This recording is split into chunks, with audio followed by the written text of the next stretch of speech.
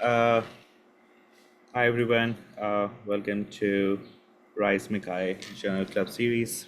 Thanks for registering and showing up on a Saturday. So today we have Umang with us. Umang is an incoming graduate student in biomedical engineering at CMU. Currently, he's a research engineer in Madrid, where he specializes in federated learning for medical imaging. And mostly his work focuses on developing privacy preserving and collaborative AI solutions for healthcare applications. And today he's going to talk about tackling heterogeneity in medical imaging via federated learning. Uh, Among the floor is yours. Hi all. Thank you, Pulkin. Uh, so, so just give a brief, I work with Federated Learning, and over the years, I have encountered a couple of things, and I still feel it's a very nascent field, even though it's been about 7 years or eight since it was first introduced or proposed. And slowly, I can see that as you would go with MICCAI or any other uh, medical imaging or healthcare conference, you will start seeing that there's more and more papers being published. So, so I hope to introduce three papers that I found super interesting and just give a brief about what federated learning is, because I'm assuming that most people are still not well aware of exactly what it is. Uh, Before I proceed, I would just like to say that if you have any questions, just drop them down in the Q&A section or the chat. I'll try my best to monitor them. Uh, so let's start. Uh, so with federated learning is that there's a as we know with deep learning or with AI now, it's data hungry, and with the rise of foundation models, like the quest for data is even more the pressing hour. Uh, so just to recap, in healthcare setting, data is siloed. It's usually in hospitals or some biomedical facility. So they're not shared along. It's not something on the internet where you can just train a ChatGPT model on it. Medical data specifically is very highly regulated.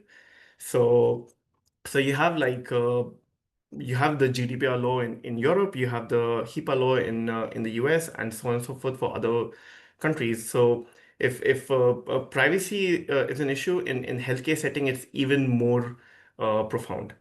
And then there's also challenges with medical data. It's not like image from a smartphone where a single person might be producing some tens or hundreds of data points. Here, the cost of acquisition is super high because if it's an MRI or it's a blood sample or let's say you're doing some kind of RNA sequencing or whatever, there are some really real costs involved. There's also a perceived value because it is so tightly regulated and data is so hard to come by. If you're a company or if you're a researcher trying to train models and the data is limited, then it becomes much more valuable. Uh, so in general, deep learning workflow, in my opinion, follows this workflow, which is you collect the data, you process the data, then you would decide what model or architecture or how you want to proceed with your training. Uh, you would evaluate and tune your model. Hopefully, it performs well. And then, if everything goes well, I would say most researchers don't even get to the point of deploying the model, especially in a healthcare setting. Uh, but ultimately, like if everything goes well, the more data comes, like you would start back from data collection and do all of it again. But there's some challenges. The challenges are that data collection, as I mentioned, that it's regulated by privacy laws. Hospitals have their own protocols. There's also logistics of sharing the data. Like imagine if it's intercontinental, trying to get the data across, if you can't upload to the internet, it gets difficult. Uh, Data is not standardized across centers, so each of the uh, center would have a different protocol of acquisition in case of images or way of handling data. It can be different. Uh, Model architecture is expensive. If you want to like retrain things, you might make some mistakes. There could be data leakages. This evaluation and tuning is something like difficult when you start incorporating different data sets, especially from different populations. And then deploying again is like a big hassle. Uh, so would if there's so many challenges, is there any way to kind of like overcome all these challenges? And in my opinion, yes, it's federated learning. So what is federated learning? So it's a form of distributed machine learning workflow where large number of devices or centers are located in diverse locations. Uh, it makes kind of possible for AI algorithms to gain this experience from this vast amount of data across different geographical locations. Imagine like you're trying to train a model where you have access to data from Africa, India, America, which in general, if you were actually training, you might be only limiting yourself to a specific population whose data you have access to. It's also privacy preserving, and it reduces the need for powerful, expensive servers because since you're not collecting all the data, you don't really need like a lot of compute power to process all the data. And this was first proposed by Google in 2017 because they were going through a lot of uh, issues with privacy, and it was introduced in one way, and since then, medical community, I would say, has really embraced it. So, if you don't know about federated learning or something that maybe you think that you are not kind of using it, if you're using any Google model, even the photos and specifically the Google keyboard, it actually uses federated learning and it's been doing so for a long time. So your keyboard keywords do not never share your never is shared with Google in general. It's only the model parameters. Uh, but specifically in medical or healthcare setting, it becomes even more profound because the data never leaves the hospital or the biomedical center, and we can still get the advantage of using large amount of data, but without compromising on privacy. So, in general, federated learning is somewhat like if you were to kind of compare against regular learning. Regular learning is you have like one data set or a set of data set from a particular location, and you train a model on it. And it's all different from different data sets because all of them are trained on a single model, and all the models are different because all of them must train on a data set from an individual location. In a centralized setting, you kind of say that, hey, let me gather all the data from all the people and let me train a central model. In a federated learning, as I said, the data never leaves the location and we kind of get the best of both worlds. So let me give you an overview of how it works. Uh, so essentially what happens is that we have all these locations and we have an aggregation server. uh, all the locations kind of train first you initialize the models, uh, then each of the location locally runs a training on their own data set, and these model parameters are then kind of sent back to the aggregation server, which performs some kind of aggregation strategy. uh, Once we have this updated global models, is shared back to the individual sites, and the process repeats itself again. And this whole thing you would call it as a federated round, and this whole setup would be federated learning in short. There's a small part which I feel like is important, which is that there's always a researcher involved, uh, which is kind of deciding what models should be used, what kind of tasks should be done. So I think in federated learning is somewhat important because the researcher or the aggregation person would be the one kind of running these experiments. So as I mentioned, a regular federated learning setup is somewhat like this, where each uh, the models are trained in an individual setting, and the parameters are shared, and the thing repeats itself. But there is no need as such to even have a central server. You could even do it in a peer-to-peer setting. Imagine torrent, which is the best example for peer-to-peer setting. Uh, and in central learning, as you can see that there is no server, the models are not shared, the data is not shared, and they kind of trained in a very isolated manner. Usually, this is a strategy which is also involved, the architecture, which is a server and a client architecture. But you would also see these distributed federated learning in the wild also. Uh, so mostly, you could divide federated learning, the most research on the learning tasks, the different models being used. Optimization algorithm is, I think, one of the most researched area in federated learning. Even some metrics and model evaluation, you would see that how do we kind of like start evaluating these models where the data is not well distributed, and then some learning frameworks or strategies like continual learning or self-supervised learning, classroom learning, things like that. So briefly, I would describe that the research is kind of focused on these areas. So learning task can be anything. It can be classification or segmentation, or text prediction. As I said, anything. Model architecture can be anything from a simple logistic regression to a CNN, your foundation models. Uh, but optimization is where most of the thing happen. I'm not going to go more into it, but just to give you an idea. But I've been talking about the model parameters are being shared. So what are these model parameters? Are these weights or gradients? And it's something like kind of like uh, matter of interest in the field. So when this federated learning was first introduced, it was found that they tried with the federated stochastic gradient descent, where the gradients were instead being shared. But eventually, they found that if you just take the model weights uh, and you aggregate them, first performing a local gradient descent step, and then just taking the weights and aggregating them, that was similar to doing a gradient descent in a federated way. And this had some advantages or really good advantages,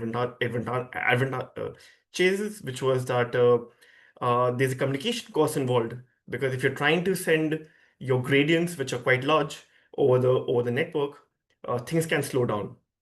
Uh, Also, like imagine if you share all these gradients together, the gradient descent can kind of like go into these local minimas, which you don't want to, uh, and not converge properly. So this federated average kind of solved all of them, and essentially it has been like a de facto aggregating strategy which has been used always. So as I mentioned, there's a communication efficiency there. It handles distribution, computational distribution quite well, because you don't have to compute the gradients in a server altogether. The conversion is faster. So essentially, overall, it's a win-win.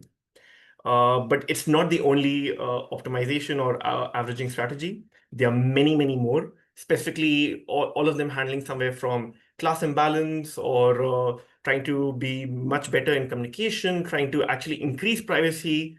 And these are some of them. So as I mentioned that it's gaining popularity more and more. Uh, Uh, Umang, yes. sorry to interrupt. There are a couple of questions in the Q&A. Oh, sorry, I'll just take them. So what happens if the aggregation server got hacked or any common strategy? So I've kind of actually skipped all over that. I have some slides for maybe I can jump quite quickly into it. Uh, Yeah, so there are some attacks like you rightly mentioned. They can be like client-server attacks. They can be active-passive attacks. If you know anything about like network security or data security, they can be a man-in-the-middle attack.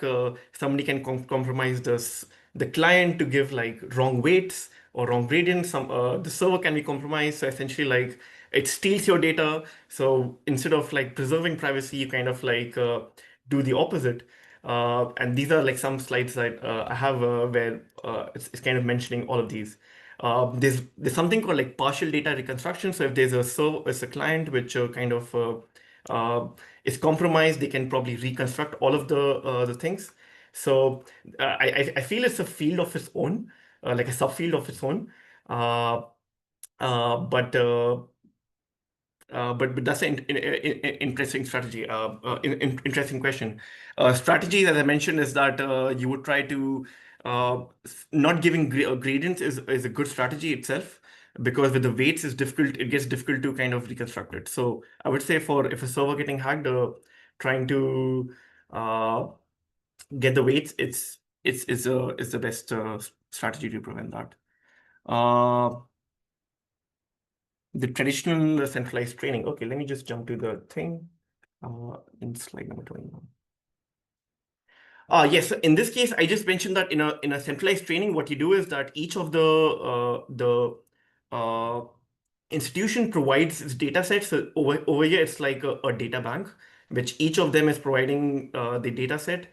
And then you would, when you have all the data together, you would train a model, and then this trained model is what you would send back to the individual hospitals. So imagine if you have like 4 or 5 hospitals, each of them providing the data. First, you have to collect the data, then you train a model on all this combined data, and then the final model you would give to each of the individual institutions. But the issue what happens is that, imagine there's a data distribution. Let's say some of the classes are not present in each of the institutions, or maybe they're quite different. As I mentioned, the protocols could be different, or the segmentation strategy or something could be different. Suddenly, this model that you have does not perform well on your individual data set. So that's something with the central strategy. I hope I answered that. If not, just feel free to uh, write a question again. With the Fed HGD, then the model has to share the whole model parameters, right? Potentially less secure than the sharing gradients. Yes, as I mentioned, when you share the complete gradients, it kind of becomes a security nightmare, because if you have the gradients, essentially you can reconstruct with the data set. So that's right. Uh, so. Uh, as I mentioned, it's kind of like gaining in popularity, and there are like more and more studies coming on out of this.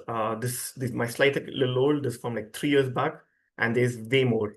And last I checked in 2023, like there was about 250 papers coming out. I think it's surely doubled by now.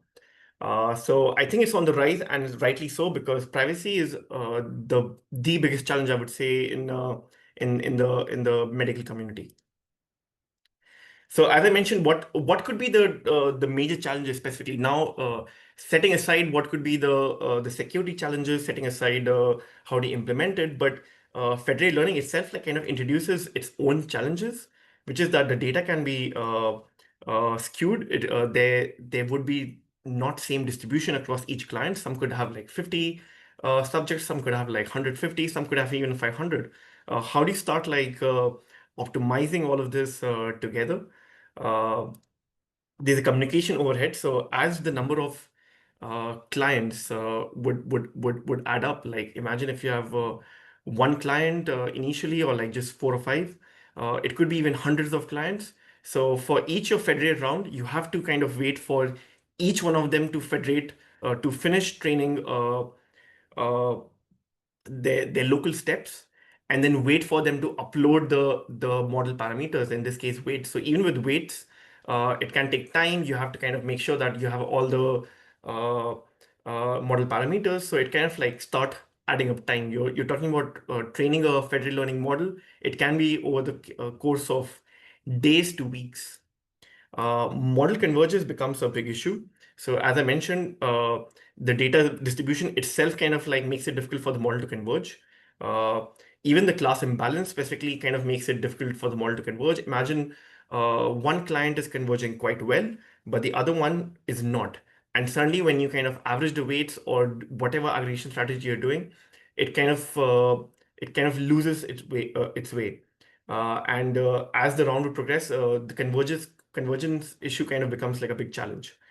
Uh, and as people are asking me, like, yes, security concerns are there, and there's a risk of model attacks, data leakage, all of the above. But it's still worth it. Like I think because of the immense power it has of kind of increasing data sets from diverse locations without uh, compromising on privacy.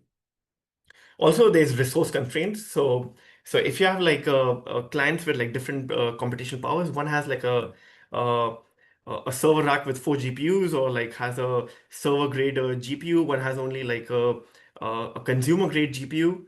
Suddenly, you're limited by what kind of models can be used for federated learning. You cannot suddenly have like a GPT model or a VIT model, foundation model with large model parameters, because it won't fit on the GPU of some of the clients. So you have to kind of like start kind of taking these things into account also. Uh, so as I mentioned, there's the data distribution can be different, specifically non-IED. So it's not independent or identical in any nature. In this case, as you can see that it has all the numbers, it's identically distributed, but in non-ID settings, which is specifically the case in medical data sets, uh, you would have this issue. And how do you kind of like deal with it? Specifically in medical, I said like there's also the problem of class imbalance. So some of the classes would just not be present, or very less compared to others. So how do you kind of like start dealing with this? Uh, and second, with all of this, model converges kind of becomes a problem, because as you can see, some of them are not kind of converging properly. In this case, it's an example of trying to classify between uh, some classes, and like as the number of round increases, it becomes like more and more difficult, and it doesn't quite converge uh, properly. So now I hope you have like a brief understanding of what federated learning is. Uh, and we can like get into the papers which are kind of specifically targeting data heterogeneity. So in this problem, people have using the papers I'm introducing. They have kind of used some innovative techniques ranging from like a new loss function or aggregation strategies, trying to use like auxiliary information like biomedical text. So it's quite interesting, and let's get into it. So So the papers in discussion are these three. First is from isolation to collaboration, federated learning, heterogeneous learning for X-ray classification. Second is tackling data heterogeneity in federated learning via decomposition, where they introduce a new form of loss. And second is a shift. So they it's a serial framework for textual guidance for federated learning. Here they use a language model to kind of guide the learning better. So let's get into our first paper. So in essentially the problem statement, as the authors present, is that in a typical federated learning setup, uh, many methods assume that each client has a data distribution which is completely equal. They have all the class labels. So it's not even class imbalance. It's like assuming that each one of them have exactly the same number of class. And this is quite unrealistic, especially when you start kind of introducing uh, non-competition data sets from a real world setting, where some hospitals would have only a specific set of classes, while others not, because that's not their specialization. Uh, and here they test it out with Chest Expert, the NHS chest X-ray data set, which has a overlapping data set and one more data set. And specifically, what they try to do is that you don't have to kind of go for personalization of local models. You don't have to assume anything from the client. Just with the this novel aggregation strategy, it is able to handle class heterogeneous. Uh, so what is class heterogeneity? I was kind of confused initially also. So in class imbalance, that we would usually see is that you would have a set of data sets, but the distribution of the specific classes would not be the same. Whereas in class heterogeneity, they could be uh, outright be missing from the data set, or only have some of the classes while not the others. Uh, and if you want to incorporate all the data sets that's possibly out there, trying to train a new foundation model, you would want to get your hands on to as many data sets as possible. So even with the data sets which do not have the classes, you would try to want to incorporate them. So I think that's where it becomes interesting. And specifically with their proposal, they propose a surgical aggregation. So in case of just giving, sharing the weights of the complete model, what they do is that they take the server only aggregates the weights of the specific class that is present.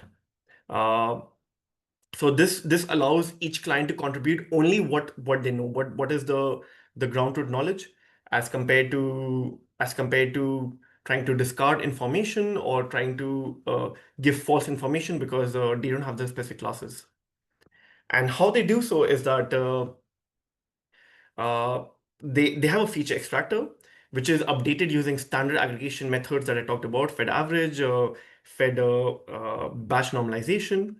And once that is done, uh, a classification head is built class by class, uh, averaging only the weights which is present. So here you can see that in client 1, there's class 1 and class 2. And client 2, the class 1 overlaps, but class 3 is not consistent with that of client 2. So what they do is that if there's a class overlap, they take an average of it, they sum it up and take a mean of it. If the class is not present, they just take it as it is. And finally, they construct uh, this global model weight, where each one is composed of all the weights of these surgically aggregated uh, parameters. And what they also mention is that they also, in case there is no class heterogeneity, what they do is they kind of do a vector column assignment of the classes. So in case there is no heterogeneity to begin with, because as I said, the the method does not assume anything about the clients, whether it has heterogeneity in the first place or not. So this kind of method, they show later on, that also helps to in situations where there is no class heterogeneity, and they were able to show that this method works quite well in comparison with methods that uh, which do not take class heterogeneity into account. So the data distribution is as such. They have NIH chest X-ray, chest expert, and MIC frontal images of the chest. And this is one of the in medical imaging, I think the chest images are this data set is the most available data set compared to, say, brain MRI or CT images. So it's a really large imaging data set. And what they did was they had a 70, 10, and 20% split for train, test, and validation, and no patients were trying to overlap. But I want to kind of bring your attention to this. Over here, you can see that the distribution of the classes is not the same, or even sometimes even missing for across the data set. And only between the chest expert and NIH, the ones in bold is what is common. Uh, so it's a highly heterogeneous data set. And just to again kind of highlight, this is the TSNE representation from the paper, and we can see that the datasets are quite different from each other. So the authors compare like two baseline. What they propose is that there's an upper bounded method, so where they only test individually trained models. So a centralized setup where each data set is trained to make a single model. Then there's personalized federated learning. This kind of is a very I would say it's a popular topic that people have tried to uh, answer the question of data heterogeneity or class imbalance, and even how local models are trained, if they're trained properly or not, through personalization. So what happens in this is that you share there's a same feature extractor across each client, so they share a same model, but the classification head kind of separates, and it's different from each client. And what this does is it kind of it gives more importance to having a better local model than a better global model. So there's a trade-off for this. That's why it's personalized federated learning. Even though you're learning from all the data sets, you're trying to make sure that the local models are much better as compared to a global model. Then they compare against a centralized model where all the data set is collected, and uh, if there is a class is not there, it's just kind of treated as a missing negative. In vanilla federated learning, it's the same, but it's in a federated learning setup. We don't try to use any novel aggregation method. We don't try to use any fancy losses, just plain and simple federated learning. Then there's federated learning with partial loss. So what you do is that you introduce a new kind of loss, and in this case, the clients would if a class is not present, it's not used to calculate the loss. So it's just kind of another way of kind of like discarding some information uh, while training the model. And surgical aggregation is their proposed method, where they specifically aggregate only the weights for the present class, as I mentioned before. So again, the data set only had two shared classes, and what they did was that they had a sub study of non-class heterogeneity where there is no class heterogeneity at all, and there's class heterogeneity, which is the main focus of the paper. So to study non-class heterogeneity, they found the seven shared class across NIH and chess expert, and then these were trained and evaluated. And Mimic was kind of used for generalization validation. So it was not used for training and only for evaluation. In the class heterogeneity, all the 20 classes were used, whether they were missing across clients or not.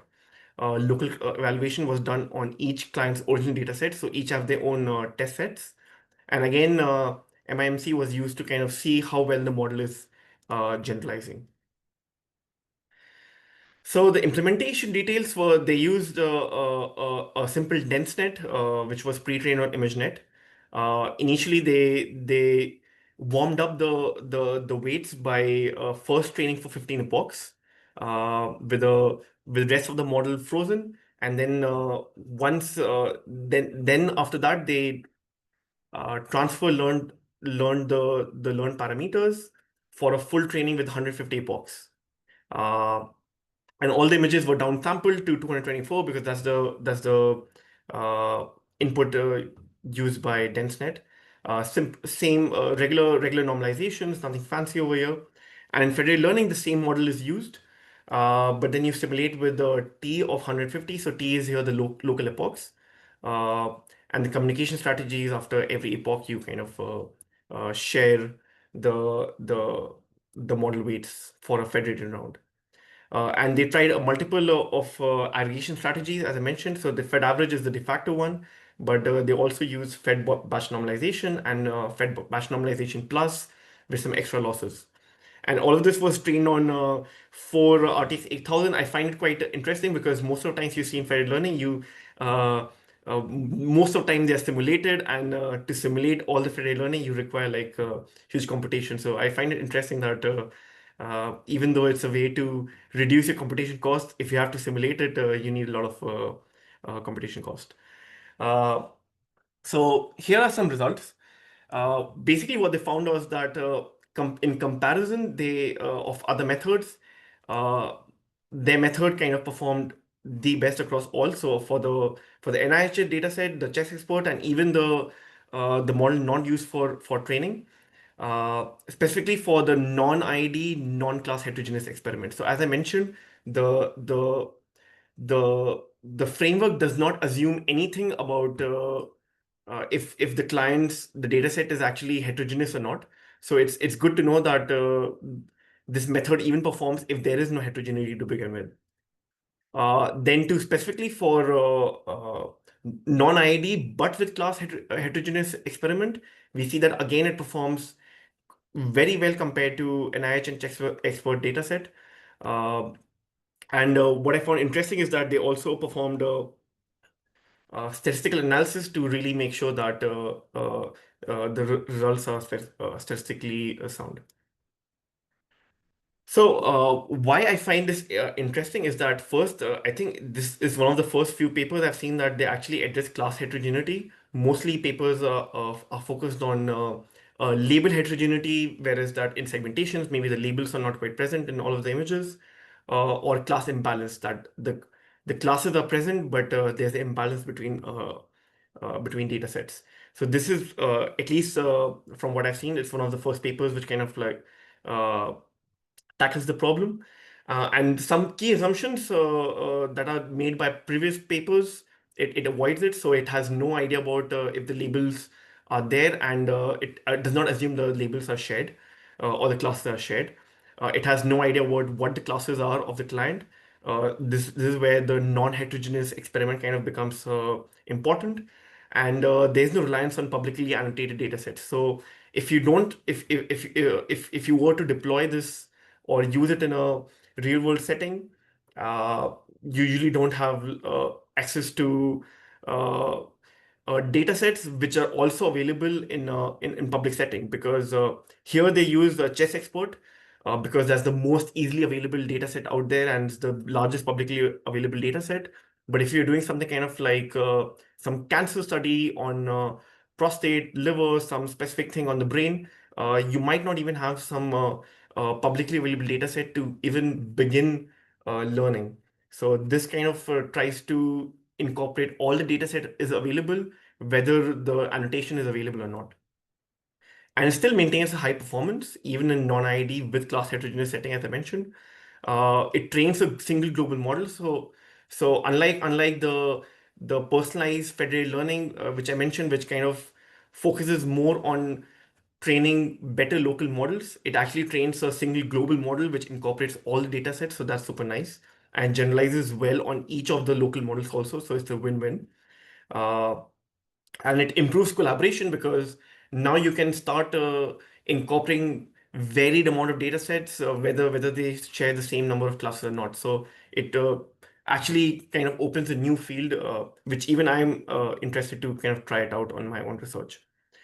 Something very quickly I skipped, which is that they also did an ablation study. So they also tried to see the number of clients that is there. So try to increase the number of clients uh, with anywhere from 2 to 10 and see like as the data is fragmented across clients, does that kind of have an impact?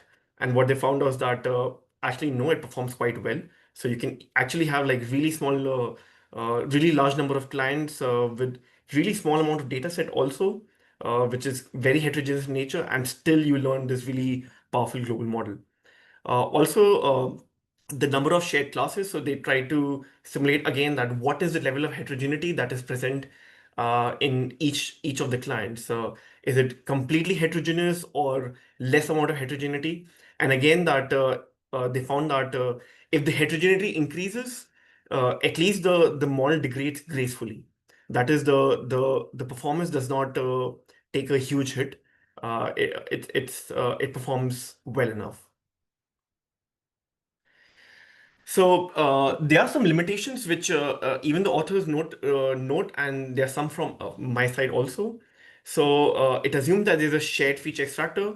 So there's the same model being used all the time. So that kind of limits what models can be put into it, because if a client does not have the computation power, then this strategy cannot be implemented, because you cannot be having two different like many different architectures or very novel architectures where you're training the encoder or decoder in different manners. It's only evaluated on a simulated federated learning setting. Uh, they find as a limitation, but most federated learning settings I have come across is always simulated. It's never in a real world setting because of all the challenges that's out there. There are some papers, but I would say that 90% of the papers are simulated in nature. But it's good that they noted it as a limitation. Uh, One thing I found interesting is that there is no cross validation. So it wasn't kind of validated in a cross validation setting. So maybe with different class splits or whatever, it would have been interesting to see. Also, it does not address class imbalance. So uh, even with heterogeneity, imbalance could play a role. So I think I'm pretty sure in future work, people would be interested in seeing this, that within class heterogeneity, what is the effect of class imbalance for each client or as a global data set as a whole. And one thing to note, and I would agree with this, is that there is no kind of benchmark for class heterogeneity. There is some benchmarks for class imbalances, but not for heterogeneity. Again, it's a very new novel topic that people are kind of like starting to study and research more.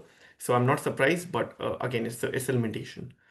Uh, Now with that, I would kind of move to the other two papers that is out there. So this one tackles data heterogeneity with a loss decomposition.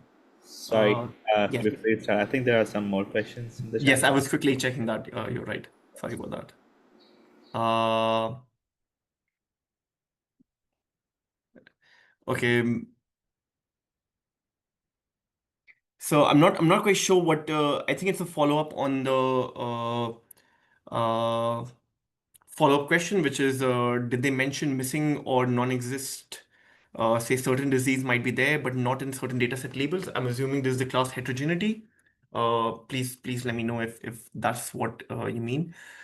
Yes, this is what they mean. That the disease, certain diseases just not might be there. Like you have pneumonia, but some of them have perfusion and edema, specifically for chest X-rays. I'm talking about chest X-rays. With the lungs, like some of them would have certain diseases, but none of the other diseases. In brain, I can think of like you could have like for the Bratz challenge, which was also the one which did a real world setting of federated learning. Uh, where some of them had glioblastoma, but not of the wild type, and so on and so forth. So yes, certain diseases are just not present at all. It's not that the labels are less in number. It's just that they're not present at all in the data set. Uh, how to treat missing classes as negatives. So it's just a fancy way of kind of saying that it's not present, or you're kind of saying that it's out of data set class. So if you encounter that and you don't have the classes, you just don't predict it at all, or you predict it as a class which is not present in the disease types you have. So you classify it as a negative, which is it's none of the other classes. It's a negative class. Uh, the evaluation in IHS for the overlap classes. Overlap classes. It's only for the non-heterogeneous. I think I can like go to it. Uh, they mention in this. Yes, so only for the non-class heterogeneous, they take the shared classes, uh, which is highlighted in bold over here, which is the shared between NIH and chess export.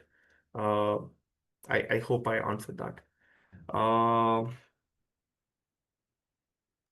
in the second table. Okay, so in the second table, the approach is even better than central approach. Uh, does that make sense? Is there any chance that the central approach did not consider class heterogeneity? Uh, I would. It's not so. I find sometimes conflicting information on this, not specific to this paper, but in general. Some of them show that the federated learning models, in principle, as you have access to more data sets, it should perform even outperform central models. And most of them show that in general, with all the optimization problem that it introduces, you would have a less better result than central models. So usually central models are kind of taken as a baseline from what I've seen. So I think so. It just might be that their central model did not take. Although if I uh, had read the paper right, it was the central model because the central model has all the data sets, so it has the class heterogeneity. It's just that the way of aggregating the weights makes the model perform better as compared to a central model where you're just coming across each of the classes and you're just predicting it. Whereas in this case, like you're kind of even as you're taking the weights specifically of each classes, if it's present in the client and in the data set, then then you're kind of giving some kind of weightage to the class. Uh, like a focal loss, at least what I understand, where you're kind of focusing more on a particular class if it's present, and if it's not, then you kind of don't give much weightage to it. So maybe this strategical aggregation approach is much better. But yes, that's an interesting question that you raise. Uh, 0.84 for NIH was evaluated on the official test data set. No, in this case, it was, this is the previous slide. Yes, so in this case, as I mentioned, this is the non-heterogeneous setup. In this case, each of them had their own test set. And then finally, the mimic data set was one which was not used at all for training and used just for like generalization. Uh, So yes, it's not the official test data set. It's the split of the each client, and then it's kind of like averaged over for a mean test. If you have any questions, just ask me. I hope I answered all of them. If not, just let me know. Uh, okay, so we can jump ahead. So now this is the other paper, which kind of introduces a new loss decomposition, and it's a different approach from the previous paper. Uh, so in this case, the key motivation that the authors have is that uh, essentially in the literature they have people have tried to solve the problem of heterogeneity in two ways. One is local regularization. uh, so it could be where you kind of the methods are like fed-proc, scaffold. You utilize difference between the local and the global models as like a regularization term to mitigate deviations between local and global objectives. So in this case, you would want a global model which learns from all the data sets, but then your objective is that you also have a local model ultimately that performs well on your local data. So uh, and and one I have not kind of talked about this, but there's also some research and like talks about is that if I have my local data and I we train a global model using our local data in a federated way, and the final global model that you get does not perform well on my local model, then what's the use to me? So that's where the local personalization or training regularization comes in, which kind of like tries to balance this to also have a final local model which performs quite well. Uh, but usually what happens is that it comes with this communication cost and inability to kind of like capture the differences for the model biases. Then there's this global aggregation where you not really focus on the local models. You ultimately want to have like a best global model from all the data sets. Global model is a model which has learned from all the data sets. Uh, and again, several strategies have been introduced. So there's FedMA, raw Fed average, but all these strategies kind of like incur this like computation costs, which and also disregard the impact it has on the local training, uh, even the local overall performance, because it's only focused on the global model. And some of them work has kind of like focused on data heterogeneity, some of them at least. But the strategies are either on the local side or global side, but not together as a whole. So the author set out to ask like this specific question in the paper, which is how can the joint effect of local training and server aggregation be leveraged to improve FL performance in the presence of data heterogeneity. So how can we address this not in isolation of just local training, but through all the resources that's there in a global way. So how they do it is through this decomposition of the loss, and they show that this kind of performs better. So this is the so what they propose is Fed LD, which is loss decomposition, and they decompose the local loss into three aspects, which is local loss, distribution shift loss, an aggregation loss. And This is the loss term. So local loss is how well each client model performs on its own data. Uh, so this is only for the Fed average. This is what is kind of getting minimized during training. Uh, in distribution shift, we measure how properly a client model performs on other clients' data. Um, and specifically, how does this distribution kind of, which is caused by this non-IID distribution, say from hospital A to B, how does this affect the training? So that becomes our distribution shift loss. And then there's this aggregation loss, which is uh, which is difference between each local model and the final model. Uh, and and how it kind of impacts the training. So with all of this together, they decompose the loss together, and this is what is used to train the model.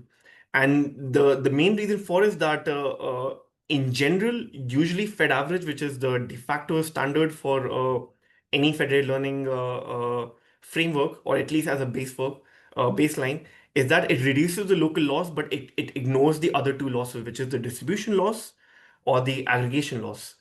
And this leads to slow convergence, poor generalization as a whole for the local data set and even for the global model. And the global model would, as I said, would drift away from the local minima. Uh, so this is what looks like is the whole framework in a brief. And over here, I would say that it's each client is trained on their own local distribution. I hope you can see my mouse pointer.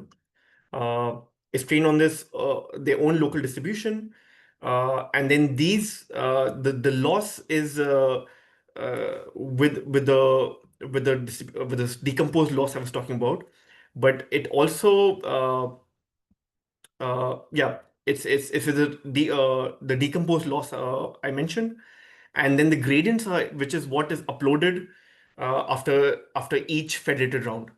And it's at the server, the global server aggregates these local gradients first with the principal gradient based server aggregation. So it finds the principal components of all the gradients.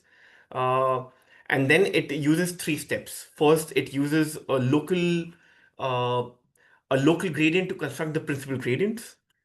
Second, it calibrates this principal gradients and uses to this is the calibration step to revise the gradients, the local gradients.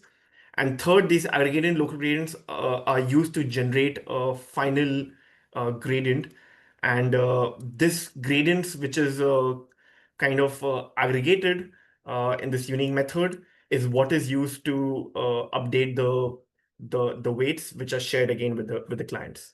So it's a multi-step process, and essentially, kind of in more detail, it goes to as I mentioned, the losses. There are three losses, and the FedL LD jointly reduces them via first, which is this marginal control regularization. So specifically in the loss, it controls these losses by introducing a L2 uh, uh, penalty, which kind of discourages shortcut learning. So shortcut learning is essentially the local model kind of like cheats on the data set. It just learns the data set quite well, and it has taken a shortcut. So this L2 penalty kind of like uh, penalizes that, and also encourages models to uh, have a much stable transferable feature. So when you're trying to aggregate the gradients, it helps into that. Uh, and on the gradient side, it uses the stochastic gradient descent to extract the dominant directions, and then it minimizes them as an aggregation loss. So this minimizes the aggregation loss. The data set is fairly limited, but it's more of a method side than trying to do an implementation side. So they have the Retina dataset, which was used for binary classification. They had 5 clients and even 50 clients, which was used as a sub-study. and they simulated this heterogeneity. This data is actually not heterogeneous in nature.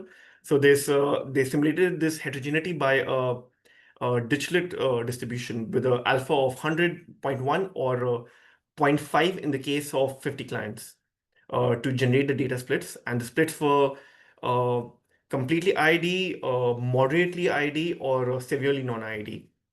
And then they use the real world federated learning dataset, which is COVID-FL. So it has 12 clients with the labels and feature distribution. Uh, I'm quickly checking if I have any questions. The second paper assumes class homogeneity.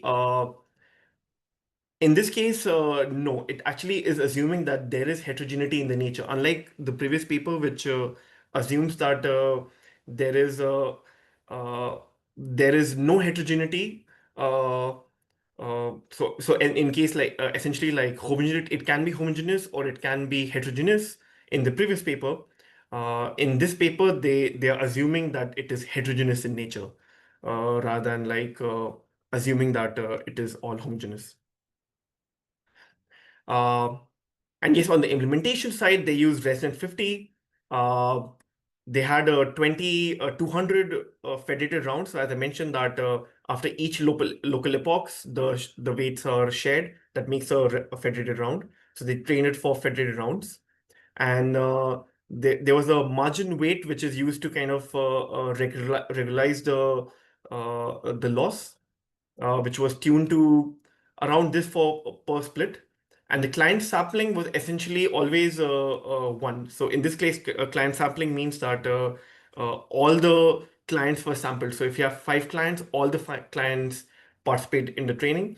But for 50 clients, they use zero point 0.5. So only a subset of clients will be used for training, not all the clients. So uh, again, in my introduction, I had skipped over these slides, but basically you can there is one strategy that if you have multiple number of clients, you can also not use all your clients. So you could only use a subset of client in each round. And again, there are strategies on based on if some clients are not performing well, or they're kind of like shifting the distribution of the global model, you would kind of discard the clients altogether. Or maybe sometimes in communication, some of the clients are not reachable in a round, so you would again not use them and use whatever clients are there. So again, they try to use this the same idea as 50 clients, but in this case, what they were trying to see was they were trying to enforce very heterogeneous client data splits, rather than trying to see that how the client is performing, the subset of clients are adding to the federated setting. And they also compared Fed average, which, as I mentioned, is the de facto standard, Fed prox, which I would say is one of the most used to kind of enforce this local yet global model to kind of try to balance that. They use also Fed batch normalization like the previous one, and uh, the Fed PAC and Fed GH, which are the other two strategies. Uh, in this case, the comparison of the final model, essentially they show that like each it performs really well compared to all the other methods. And they also did an ablation study where they tried to remove the margin loss, or also the this principal guided aggregation strategy. And ultimately they found that it was having both of them was actually which was increase it was giving the best model performance. And same for the test accuracy. It ultimately this strategy kind of performs quite well. Uh, so again, it was a interesting thing for a different approach from a loss point of view. How does it perform? And finally, what I mentioned that there were 50 clients. So this was a sub study that they did, which on the Retina data set, they kind of simulated 50 heterogeneous clients instead of the 5 clients they initially used. And this was with the client sampling of just zero point 0.5. So uh, just 0.5% of so essentially like 5 clients were each time the round is run, 5 clients are used. And again, their strategy performs better than all the previous ones. Uh, so in conclusion, the Fed LD introduces a new approach to handle data heterogeneity, which I found interesting, which is that it introduces this decomposed loss. So it decomposes into global loss and addressing all the components in the loss, which is the local loss, distribution shift, aggregation loss. And with all of these combined, it performs quite well, at least on the simulated study they did. And with the 50 client heterogeneity, it still performs quite well under severe heterogeneity as they define it. So again, two papers which take two different approaches to kind of answer, trying to solve the same problem. And finally, I'll stop here because I move on to the third paper. For any questions, I think there are none. So this is the final paper, which is Shift, a sealed framework with textual guidance for federated learning, and this takes a completely different approach from the other two methods. Uh, and here what it does is usually a conventional federated learning struggles with communication overhead. As I mentioned, there's client drift because each time you're sending the weights, uh, there's a drift between the weights or the gradients. And specifically in non-ID distributions, it's a huge problem, and medical data is always non-ID. So inspired, they take some inspiration for continual learning, and they introduce this. They avoid server-based aggregation setup altogether, and it's a what they introduce is a uh, sequential training method. So as I mentioned that you don't need a server at all. They can be a distributed setup. In this case, it's distributed, but in each case, instead of doing a peer-to-peer setting or whatever, uh, the model each client learns on their own data set, and whatever once the training is done, they just pass on the model weights to the following client, and this just goes on in a sequential way, in a cyclic manner of sort. Uh, so what I find interesting is that Shift takes a different route. Uh, so it removes the central learning altogether, and what it also introduces, it takes some inspiration from how the brain or the human brain accumulate knowledge, which is through short-term and long-term memory.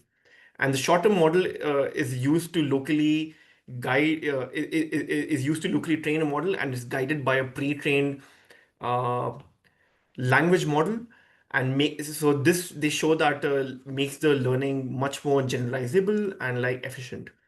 Uh, so here it's I have the image in a following slide much bigger, but just to give a brief overview.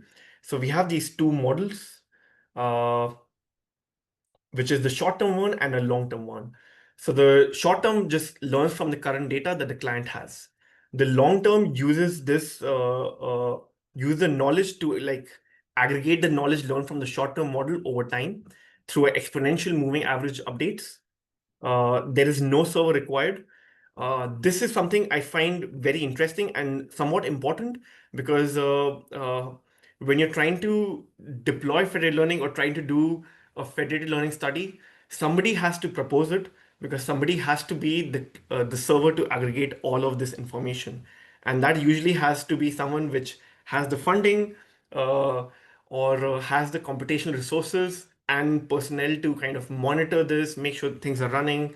Uh, and like so essentially a group of hospitals cannot just come together and be like let's do a federated learning study because somebody has to host the server to run all of this. So this avoids all of that because your training is happening in a cycling model.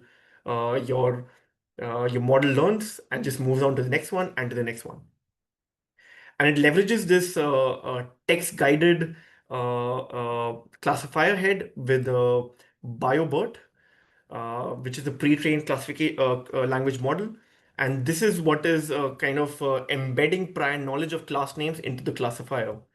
And this classification head is this textual knowledge is kind of mapped from this random layer uh, of the visual features that is extracted by the feature extractor, mapped with the textual guided head, and finally this is what it computes the loss. So it's a text guided training setup for a more efficient federated learning. So now we can see the proposed method much better. So in this case, Shift, as I mentioned, like eliminates training, you having a server or a central server altogether. So that's super nice. It uses this biologically inspired approach of neuroscience. So you're combining this fast learning, short-term memory uh, with slow updates of long-term memory. And then the short-term memory is what is used on the client data using a text-guided classifier, which is right over here. So you have a pre-trained BioBERT, which is a BERT model trained on a biomedical data set. And this is what is used to encode the information of all the classes into the classification head. And once this and this is kind of combined with, as I mentioned before, with the layer projector, which takes the features extracted from the local model, uh, the visual features, aligns it with the textual features. So, and with this structure, they show that it's not only lightweight, even though it seems quite complex. But since your BERT model is already pre-trained, so you don't have to do any pre-training, and since you're doing this in a sequential nature, you don't have to wait for the all the clients to uh, share the model parameters. So it's quite fast, uh, and uh, and it's also robust against this non-IID imbalance scenarios, because with our language models kind of taking care of that. So the implementation, again, they used ham 10,000 with which is highly imbalanced in nature. They use organ CMNIST and organ SMNIST, and this is they use this to simulate a federated setting with a again with a Dirichlet distribution. Uh, the setup again is simple. The feature extractor is a ResNet 18 backbone, and bio-linked BERT is for the text embeddings. They use stochastic gradient descent for optimization, uh, and they set the epochs for other methods at around 300 because it takes time, whereas the shift one only converged in around 50 epochs. So as I mentioned, it was quite efficient. Just jumping right into the results, and that's we can see that it performs really well across all the data sets in ID setting and the stimulated settings. And uh, it gives a strong motivation that it can be an alternative to existing client server frameworks, because all of them actually require a client server architecture, whereas in this one does not, and still performs really well across all of them. Specifically, we see in the ham, which is the most heterogeneous. It's really heterogeneous in nature, and you can see that there is a remarkable performance that one obtains.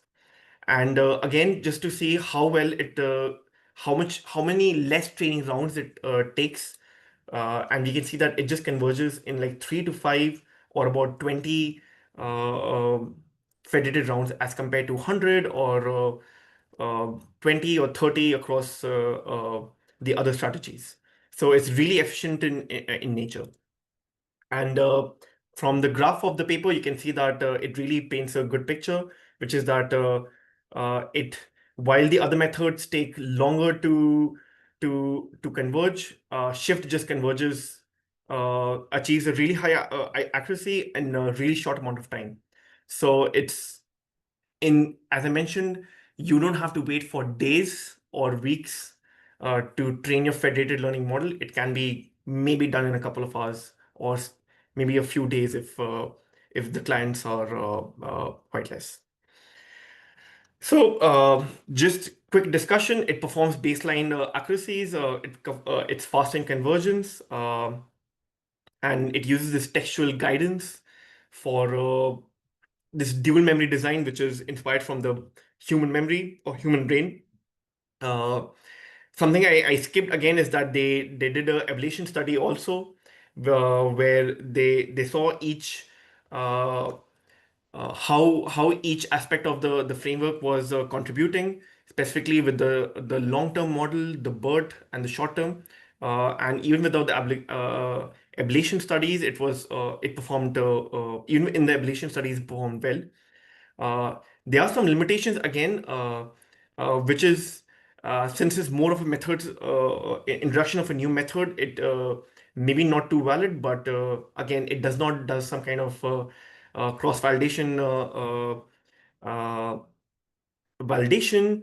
Uh, it does not use a different a data set, so out of distribution data set to see like if the model actually generalize well, because other methods like FedProc, scaffold, all of this, actually I know that they're specifically for trying to see how well the model generalizes in a local and a global setting. So it would have been nice to kind of also see that.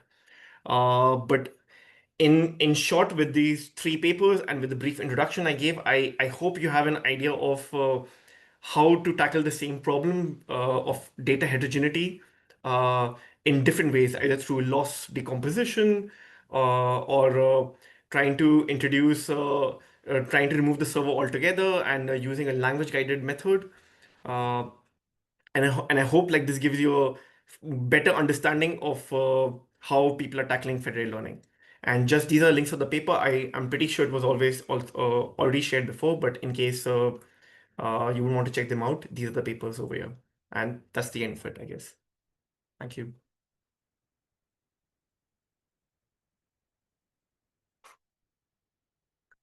If you have any questions regarding the papers, the specific methodology, I would be happy to take them.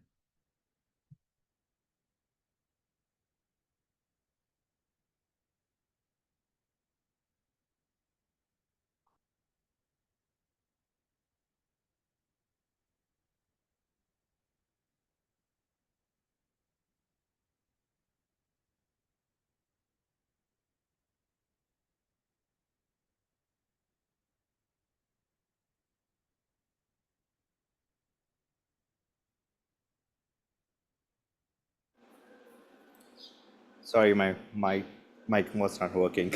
No worries. Yeah. I don't think there are any more questions in the chat. I think you answered all of them before.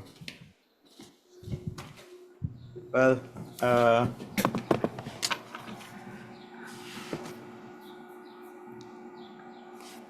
I think that's it then. Yeah.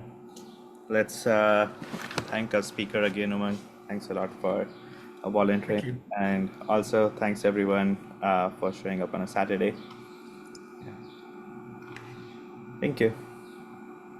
Thank you. See Have a you. great Saturday.